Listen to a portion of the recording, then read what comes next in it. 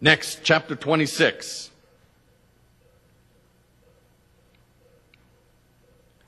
The body of truth has no marks.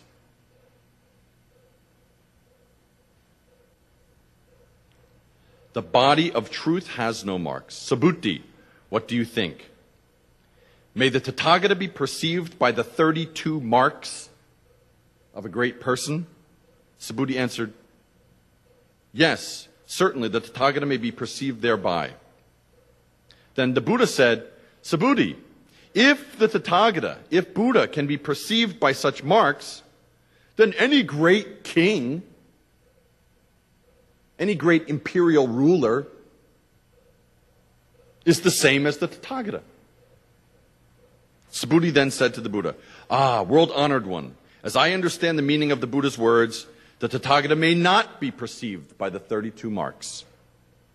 Whereupon, the world-honored one, the Buddha uttered this verse, whoever sees me by form, whoever seeks me in sound, perverted are his footsteps upon the way, for he cannot perceive the true Buddha. So this is an amazing, amazing teaching. Outstanding teaching.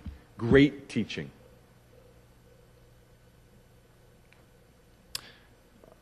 Everybody has their idea what is truth. Everybody has their idea what is the form. For a Christian, the form is only Jesus. Only Jesus. It can only be Jesus. Maybe some Christian people, it's Jesus, maybe some other expression. But Jesus. The form. This man.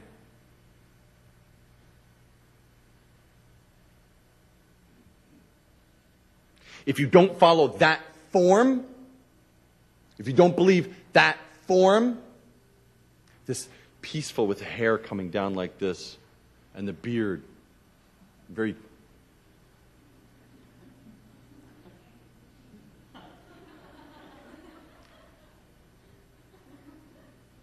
people look for that form. Very beautiful.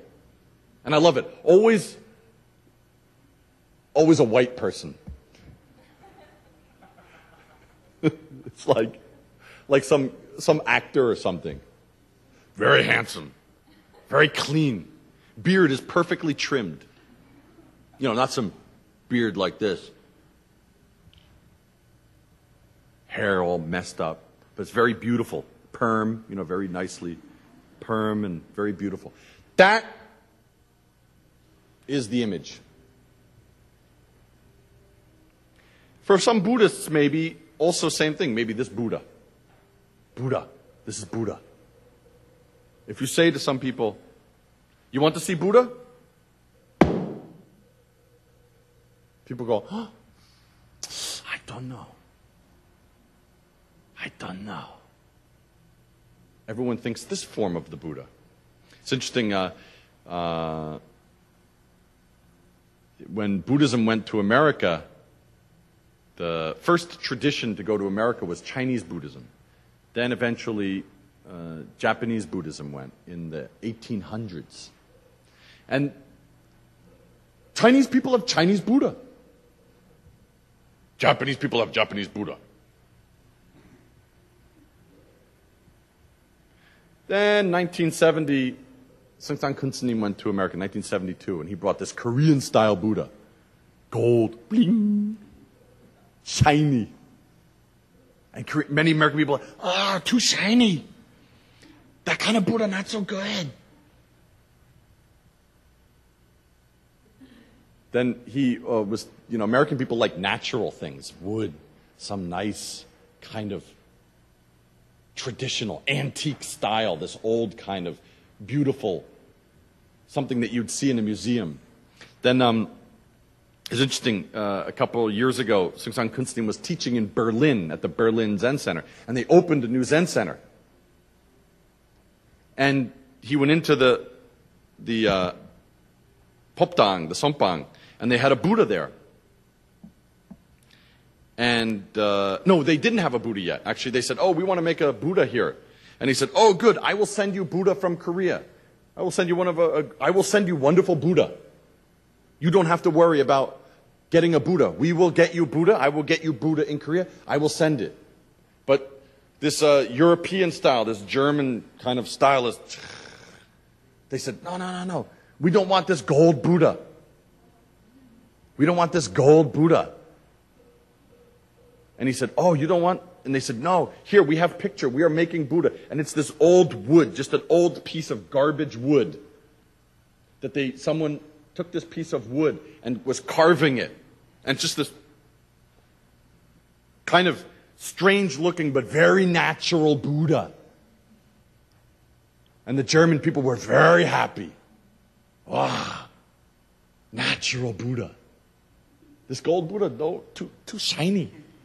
You have to put sunglasses on if you want to wear it. Too bright. So I cannot look at this Buddha. I must put sunglasses. Buddha's okay. So each person has their idea of a Buddha. I remember when I first came to a temple, I didn't want to bow in front of a Buddha. But that's just a form of a Buddha. That's not the true Buddha. It's not just a form of the Buddha. So many people were expecting Buddha to have certain marks. To be a Buddha, you had to have very long ears. You had to have certain kind of hair, this curly hair. You had to have a certain kind of fingers, certain kind of legs, certain kind of sanghi. Really? That's one of the 32 qualities of the Buddha. If you have this form, you're a Buddha. That was this old Indian idea. But if you don't have that form, you can tell a Buddha, no, that's not a Buddha. So even some people have said to me in Korea, that's very wonderful. You want to become a Buddha. But Western people cannot become Buddha because you have too much hair on your arm. Someone said that to me at one of the Chongnim. Oh, it's very wonderful, but you have too much moritol. You have much tol. And too much, so you cannot become a Buddha. Buddha, one of the marks is, very clean and something. Then I said to him, yeah, but Buddha has blue eyes. You don't have blue eyes, so you definitely can't become. I can shave this off, but you can't change your eyes. So, this is all mistake. It's all mistake. Buddha has a certain form, that's a mistake. So, actually, originally Buddhism was very pure. There was no statue of the Buddha. Originally in Buddhism, there was no statue. There was no form. There was no Buddha head. There was no painting of the Buddha. There was none of that. But human beings become weak. Human beings' faith becomes shaky. So they need some form, something to pray to. Some sati, some relic of the Buddha, some piece of the Buddha. It's very interesting. So our teacher, Kobong-snim, when he was about to die, they said, if some sati appear, what should we do? If some sati appear, what should we do? And he just went,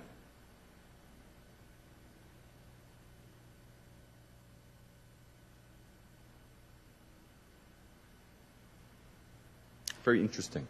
When you burn a great monk, something appears. Maybe something appears. Many people believe this, that some special relic, a special sati, sharira in Sanskrit, appears and is left over. And that indicates how holy you were. So, recently in Korea, within the last 10 or 15 years, many great monks have died. And so many people will look, this monk died. How many sati? This monk died. How many sati? The sati is a little like a little glass crystal is left over when the body is cremated. So when form appears, problem appears. This monk left this many sari. But this monk left this many sari. So he's a great monk.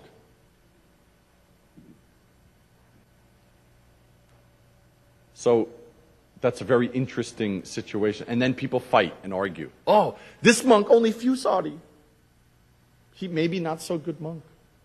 But this monk's sari is shining and blue and beautiful and perfect and pure. So many great monks always say that's a mistake. So in this temple in Korea, there's one great temple that keeps this very strong tradition. It's called Sudoksa. Doksungsan Sudoksa. Doksungsan Sudoksa. And in that tradition, they don't preserve anyone's sari. Because how can Buddha appear as a little form? How can this person be represented by a form? And this be counted, measured, evaluated? So this very great, this Doksungsan Sudoksa, they keep this very strong tradition. Don't touch that. Throw away. Everything is the Buddha's sari. Everything is the form of the Buddha, not some special thing, more than your eyes, more than your hair. So it's a very interesting tradition. So this is very interesting. The body of truth has no marks. It has no quality. It has no particular form. Truth has no particular form, no particular quality, category, style, religion, idea, expression. Some people think their expression of truth is true. That means every other expression is not true. That's where this two minds appears. Two minds appears. Two minds appears, then conflict. But Buddhism is not two things. So, the title of this chapter is The Body of Truth Has No Marks. The body of truth has no marks. So, do you want to understand the true meaning of this chapter? Actually, right until this moment, I did not explain this chapter correctly. I am very sorry. I did not explain this chapter correctly to you. I made a big mistake because I opened my mouth. I already gave it 현각스님's expression of this chapter. I just gave you a Buddhist expression of this chapter. I just gave you maybe an American style expression or a monk expression. That's already a mistake about this chapter. If the body of truth, if real truth has no particular form, no particular idea or category or shape or color or sound or smell, no particular kind of religion or color, if it does, then what is the true meaning of this chapter? What is the true meaning of truth then? Do you want to experience it? Who wants to experience it? Raise your hand. Oh, only one person. Two? Oh, that's good. We have at least two people who want to understand truth. So for Hsing Yun and our new guest today who want to understand truth, and I'm sure a lot of others of you who are very shy to raise your hands. If you want to understand what is the true body of truth, does it look like this? Or does it look like what I said? Or does it look like what Jesus said? Or does it look like what the Diamond Sutra said? If you want to know which one of those is truth, the true body of truth, it has no form. It's just what you experienced. That's truth. Okay? Very interesting, this Diamond Sutra. But more interesting than the Diamond Sutra that you're looking at on the page is what the Diamond Sutra just pointed to. It said, truth has no form. Truth has no shape or category. Can't be expressed. So,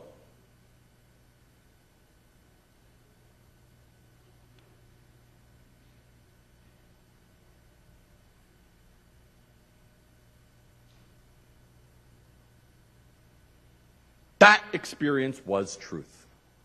And hearing my voice is truth. Understand? Okay, good. Chapter 27. Chapter 27 is very interesting. It is erroneous, it is a mistake to affirm that all things are ever extinguished. It's a mistake to say that things are extinguished. So, this is the Diamond Sutra. The Diamond Sutra is a representative sutra or scripture of the Mahayana Buddhist tradition. Mahayana Buddhist tradition came out of the Hinayana, the Sosungbulgyo tradition. In the Sosungbulgyo tradition, in the Hinayana tradition, we have desire, we have anger, we have ignorance, we have habits, we have karma, we have defilements, we have delusions, and they must be extinguished.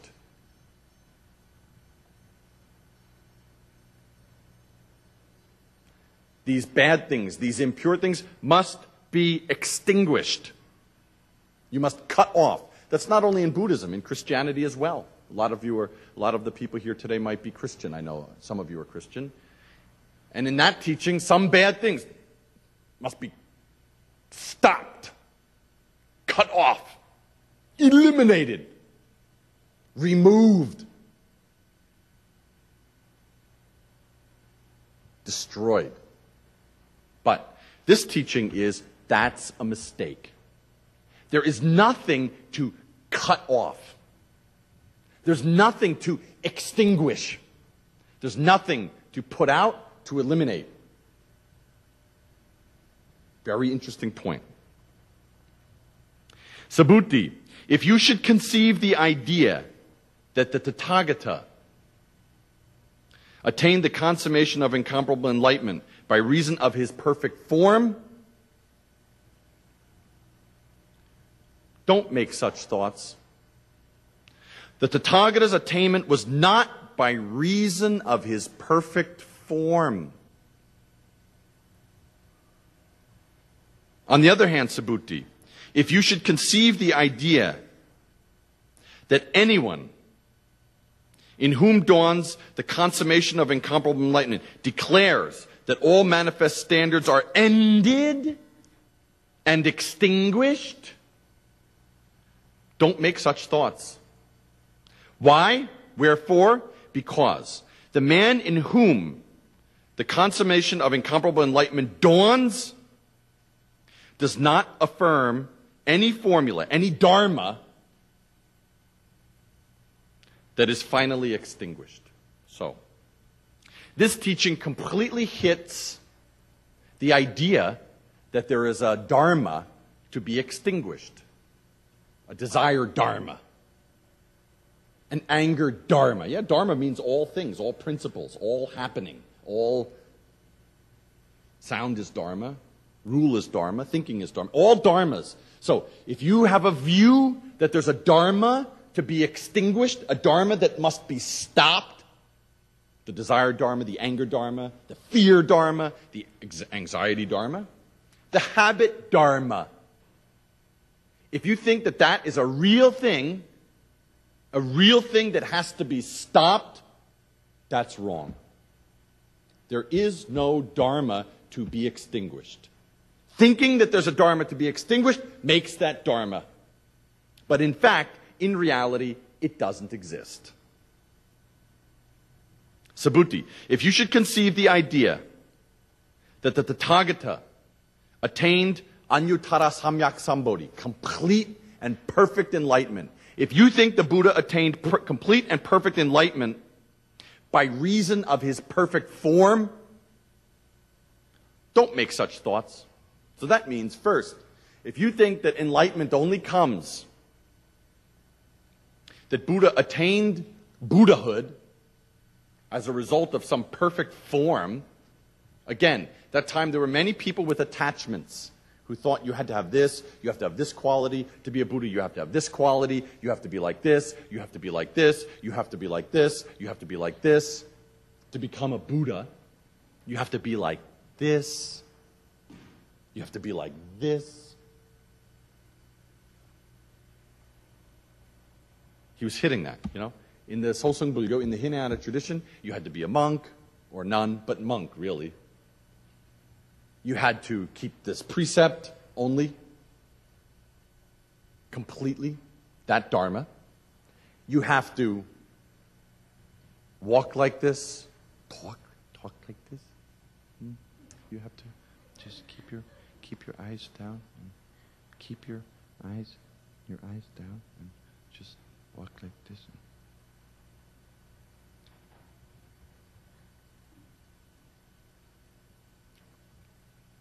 When I first came to Korea, I had a lot of interesting experiences, but one interesting experience I had, which continues a little bit, but it's not a problem for me so much, is a lot of people said to me, "You cannot get enlightenment if you behave like that." I said, "What? How behave like what?" They said, "Like this. When you talk, you use your hands too much. When you talk, you know, this is the way I was raised in America. I'm sorry, it's not better, it's not worse, but it's... No. You cannot become enlightened if you use your hands too much when you talk." Some monks told me this. Some monks at some temple, I cannot say. But they said, "You cannot get enlightenment. You use your hands too much. When you talk, why do you use your hands like this? That's not, you're supposed to..."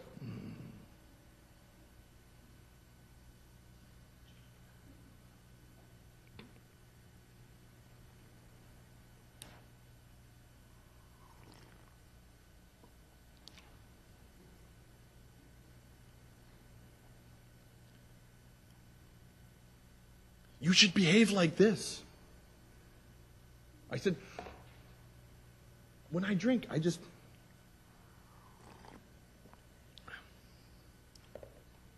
That's Buddha nature too. So, at that time, especially with the Hinayana Buddhist tradition, you have to have a certain form of something. A certain form of practice, a certain form of behavior, a certain form of something.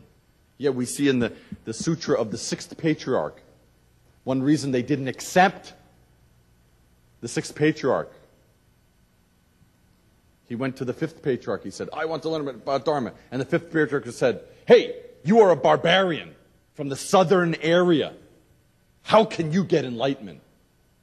Yeah, we have that in Korea as well. 그 사람 전라도 사람 별로 경상도 사람 그래. A certain form. Yeah? Maybe we think about northern people. Same. America has same mind. So, the Buddha said, if you try to think that my attainment of enlightenment was dependent upon some form, this form, the Buddha having a long ear, or because I was something, or Yangban, or that's not correct. That's why it's very interesting. Now you hear a lot in India, many lower caste people. What's this lower caste people become Buddhists. Because they know that Buddhism recognizes that a certain form is not necessary for enlightenment, for holiness. In India at the time, it's the Brahmin form only, the form of a human Brahmin only, can be near to God. And someone who's low. So a lot of the outcasts, quote unquote, though that's not a good word, for want of a better one in English, become interested in Buddhism because it recognizes it's not a form. This nature is fundamentally equal. So, Subhuti, if you should conceive the idea that the Tathagata attained the consummation of incomparable enlightenment by reason of his perfect form, don't make such thoughts. The Tathagata's attainment was not by reason of his perfect form. It had nothing to do with it.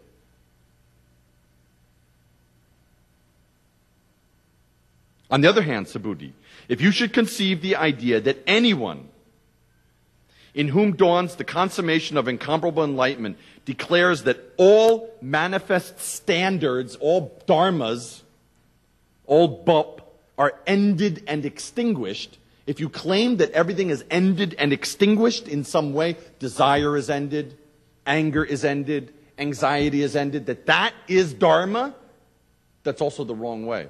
Because that makes anger real. That makes desire a real thing. It's not. It fundamentally doesn't exist.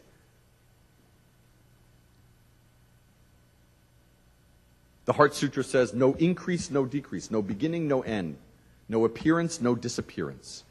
This fundamental quote-unquote reality is like that. If you should conceive the idea that anyone in whom dawns the consummation of incomparable enlightenment declares that all manifest standards are ended and extinguished, do not countenance such thoughts. Wherefore? Why? Because the man in whom the consummation of incomparable enlightenment dawns does not affirm or claim concerning any dharma that is finally extinguished. Very interesting. Okay? So it's not, Buddhism is not, our practice is not about the extinguishing of a dharma, of a self-dharma. You don't extinguish it, a self-dharma, an anger dharma. You don't extinguish anger. You don't extinguish desire. You don't extinguish impurity. You don't extinguish ignorance. You don't extinguish anything. That's not true enlightenment. Insight into the fact that this desire dharma doesn't appear, doesn't disappear, that's enlightenment. Insight into the fact that this anger dharma doesn't appear or disappear, doesn't fundamentally exist, that's true enlightenment. Not extinguish. If it's extinguishing it, it's real. But it's not. Very interesting teaching. Also, one great teaching about this chapter 27 is, its teaching is about not attaching to a dharma of any kind. Don't attach to any dharma. Don't attach to a teaching that says that this works and attach to saying that that doesn't work. There's this interesting movie, Mandala. This great, great, great Korean movie. Who did that movie? Great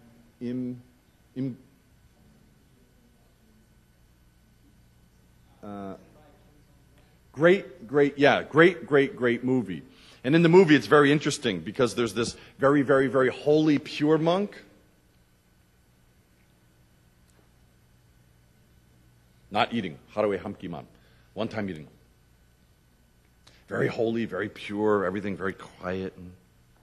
And then his doban, his dharma friend, is this completely wild, completely crazy, always drunk, kind of, his beard is always, his whiskers are always growing out like this, and smoking and drinking and eating anything he wants, makheng, makshik. This kind of no hindrance style. Then at a very interesting point in the movie, they're in the situation, and they're in a temple, and this quote unquote, not bad monk, this no hindrance monk is drinking. He's drinking. He's just drinking. And the holy monk is really disturbed by this. And outside, you hear ba-bong, bong, bong. The temple bell for Yebul, for chanting. Bong. Bong.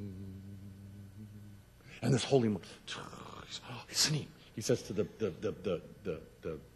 Dengcho style monk, this bad monk, he's like, Sneem, it's time for Yebul. You must. And this monk is just, but he's very clear. This bad, Sneem, this is not correct. Put that away. The bell has started ringing. We must go to the temple for Yebul. We must go to Yeonbul. Yeonbul, which in Korean means calling the name of the Buddha. Looking for Buddha. Searching for Buddha. We must go search for Buddha, basically, is the meaning. And the no hindrance monk says, he's not really drunk. He says, like this while he's drinking, he says, you look for Buddha in the Popdang, in the Dharma hall. I look for Buddha in the bottom of this glass.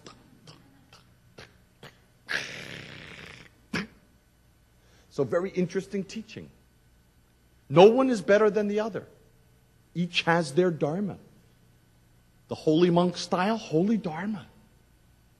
This drinking monk style, drinking Dharma. But he really got something so he can do this. It's not just drinking just because he wants to. He got something in his practice, something, some insight. So this is possible. So it's the same Dharma. So this teaching is, it's erroneous to affirm that all things are ever extinguished. So this means that there's no particular Dharma that leads to Buddhahood. There's no Dharma that prevents Buddhahood. This is very important. There's no Dharma, there's no one Dharma that leads to enlightenment. There's no any Dharma that prevents enlightenment. This is a very important teaching.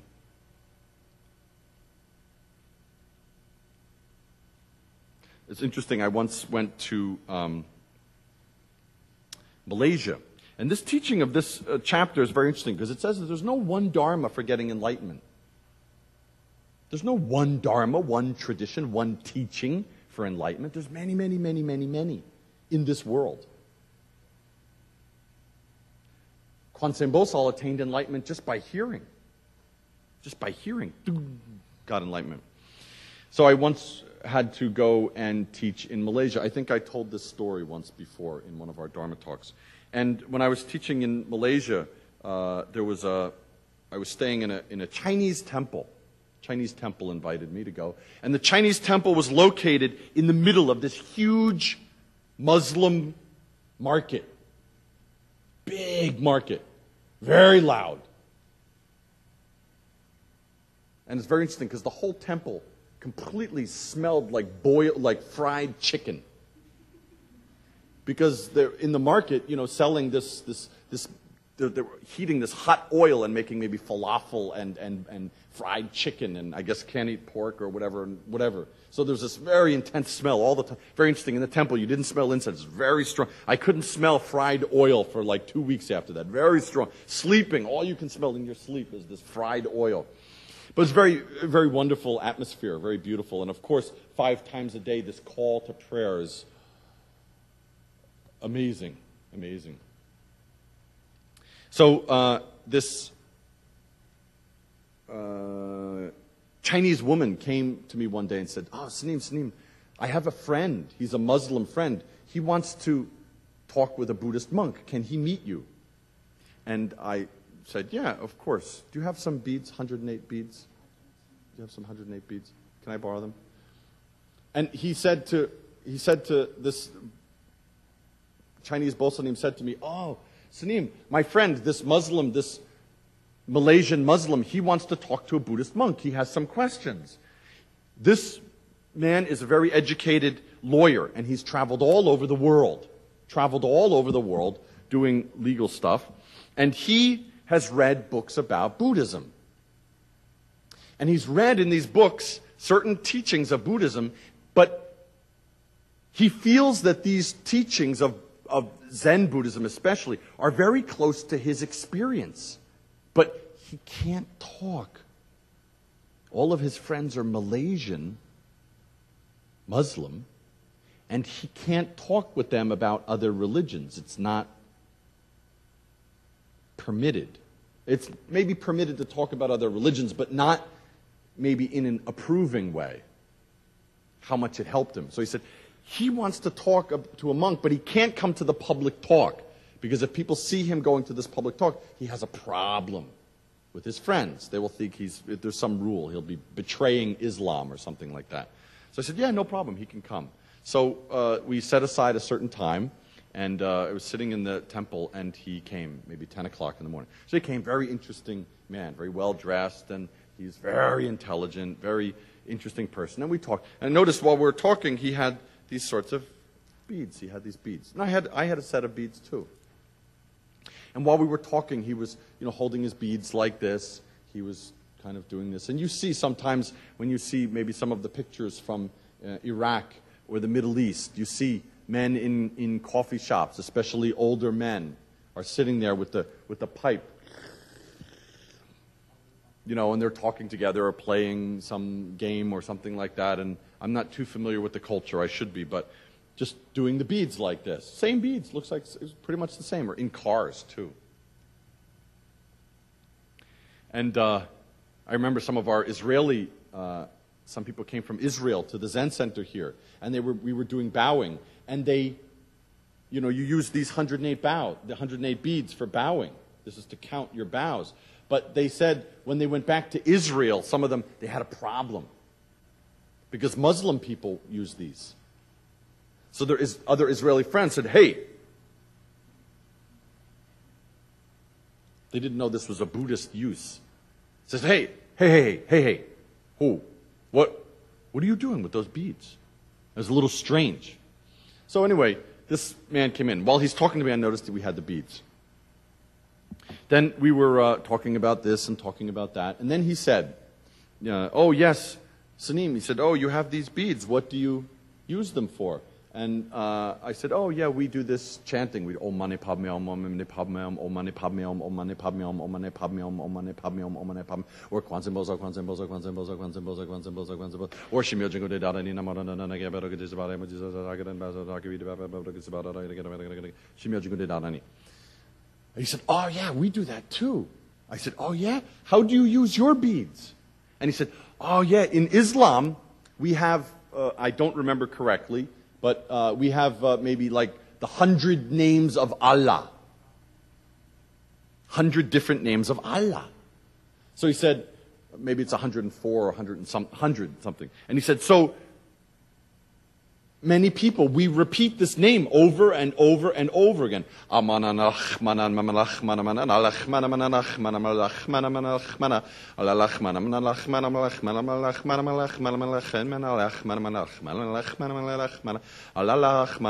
know. I'm not making fun of it. I'm not making a joke about it. It was something like that. But Allah something, over and over, and same. Like we did. In fact, he said some of his friends do 2 sets of beads at the same time. They're doing one so much that they can also do another one at the same time. At the same time.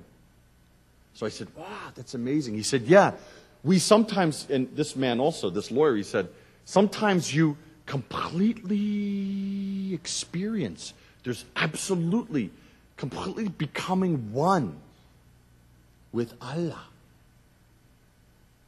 Completely meeting Allah. Completely experiencing this universe as one, nothing. So, wow, I was very grateful. Wow, that's very wonderful. We do the same thing. And then he said, so, Sanim, I have a question for you. It wasn't a challenge. It was really curious. He said, sometimes you in Buddhism, how do you express this Buddha if it has no name, it has no form? That experience of completely becoming one with Buddha, if you say Buddha, it's already a mistake. So how do you express it when you sometimes have to give expression to it? And I went, and he went,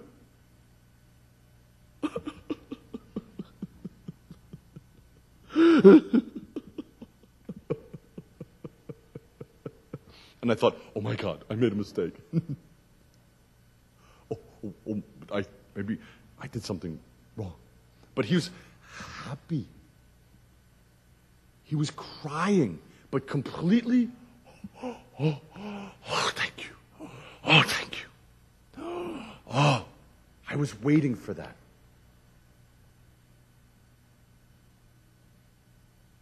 He said, that's my same experience.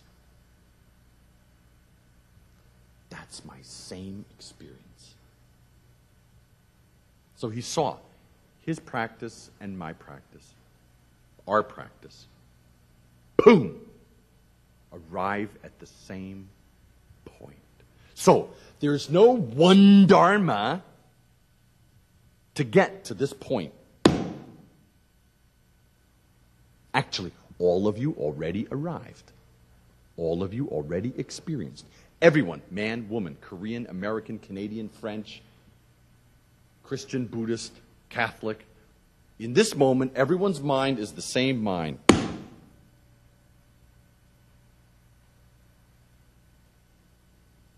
Or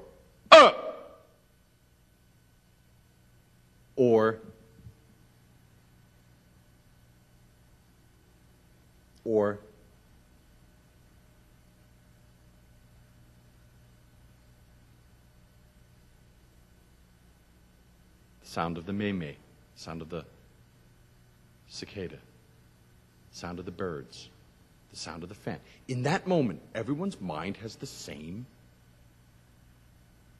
substance. It's the same experience.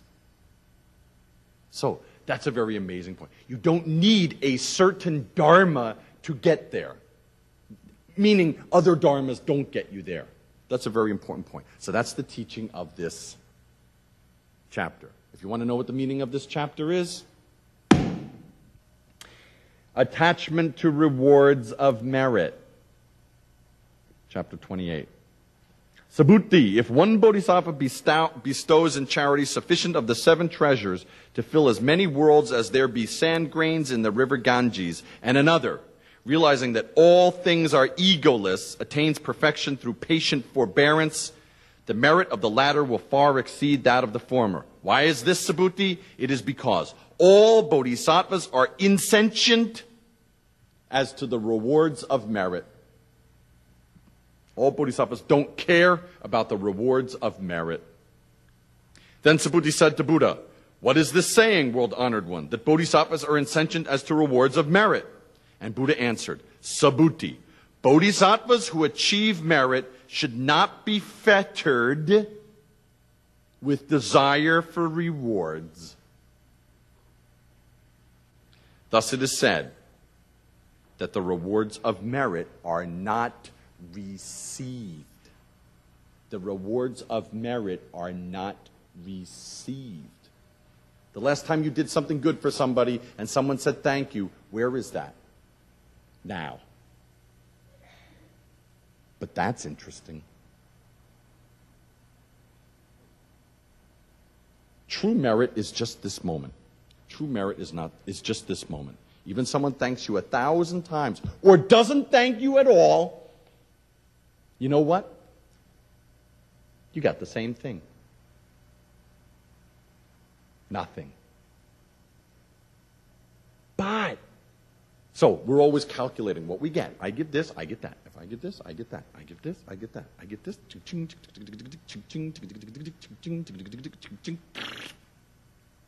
Nothing. See? But, rather than attaching to the reward of merit, if you return to this moment as it is, that's already the highest merit. Because where else can you live? Where else can the merit of this life, your sentience, your sentient nature, be realized? Except when you see, when you hear, when you smell, when you taste, when you touch. That's all. So, very simple meaning to this chapter. It's not that deep. Attachment to the rewards of merit is a false dharma.